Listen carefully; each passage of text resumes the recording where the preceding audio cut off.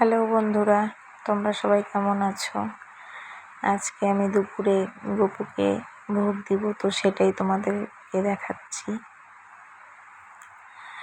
গপু এখন আমার স্নান করবে। তো আজকে আমার প্রথম ব্লগ, তো সেই কারণেই আমি আজকে আমার গপুকে দিয়ে শুরু করলাম।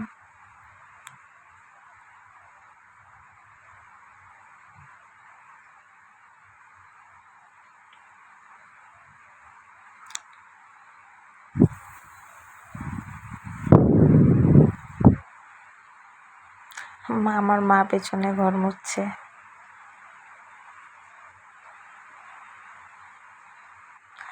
আর মারও তো জানোই, সারাদিন কাজ কাজ কাজ। আমার গপু রেডি। বলো কেমন লাগছে আমার গপুকে, কমেন্টে জানিও তোমরা। তো আজকের ব্লগটা এইটুকুই।